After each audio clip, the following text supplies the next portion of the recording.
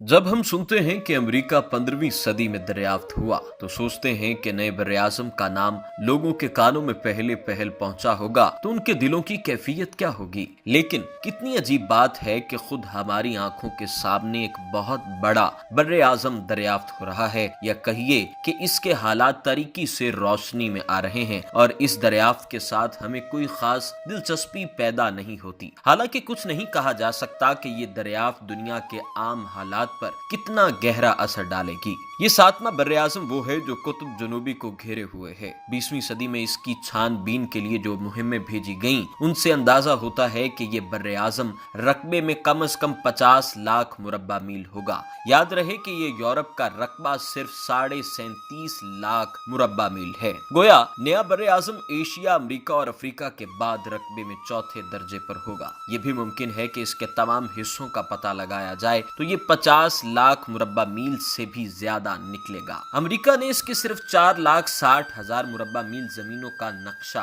तैयार किया था। इस पर सरसरी नजर डाली जाए तो मालूम होता है कि लाखों मील तक बर्फ ही बर्फ चली जाती है। बर्फ के पहाड़, बर्फ के दरिया, बर्फ के सैकड़ों मील लंबे सिलसिले और बर्फानी जानवर, वेल मछलियां, कतबी रीछ, दरियाई बछड़े। कुतुब शुमाली की तरह यहाँ भी 6 महीने का दिन होता है और 6 महीने की रात। जब दिन होता है तो उफक पर हल्की सी तारीकी नमूदार होती है कि दिन बीत गया और अब रात आने वाली है, और जब रात होती है तो खफीफ सी रोशनी की झलक ये बता देती है कि दिन निकल आया और रात खत्म हुई। इस बर्रे-आज़म की दरियाफ्त का सिलसिला 18वीं सदी ही में शुरू हो गया था, लेकिन बाकायदा मुहिमें 1901 से जाने लगी। जनवरी 1912 में स्कॉट कुतुब जनूबी पर जा पहुंचा, लेकिन ये देखकर हैरान रह गया कि इससे पेशतर नॉर्वे का एक मन चला आदमी वहां अपने मुल्क का झंडा गाड़ चुका था। वापसी में स्कॉट और उसके साथी बर्फतानी हवा में ऐसे फंसे कि एक रात को खेमों में लेटे लेटे उनके जिस्म अकड़ गए। इस तरह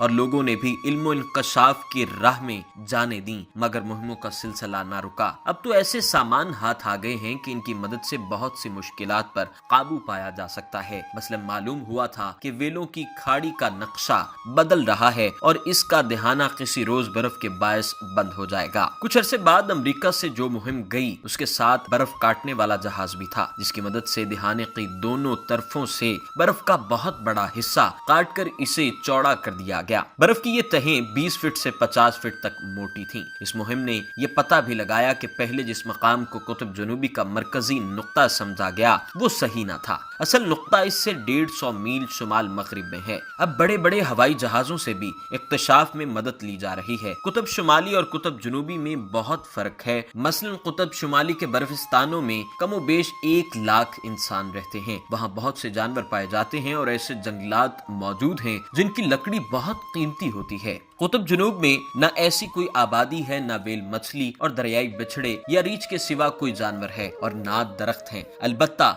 ऐसे सिलसिला हाय कोह जरूर मिलते हैं जिनकी ऊंचाई 15-15, 20-20 हजार फीट है। पहाड़ इन्हें सिर्फ ऊंचाई के सबब से कहा जाता है। हो सकता है कि पहाड़ ना हो, महज बर्फ के तोदे ही हों। आजकल इस बर्रे-आज़म की छानबीन के लिए बहुत सी कौमों के साइंसदान पहुंचे हुए हैं और मिलजुल कर काम कर रहे हैं। अगर ये लोग जरूरी बातें दरियाफ्त करने में कामयाब हो गई तो ऐन मुमकिन है कि कुतुब जनूबी का बर्फिस्तानी बर्रे-आज़म भी इसी तरह आहिस्ता आहिस्ता आबाद हो जाए, जिस तरह अमेरिका, ऑस्ट्रेलिया और दूसरे बेशुमार जजीरे गुज़िश्ता 3-4 सदियों में आबाद हुए हैं।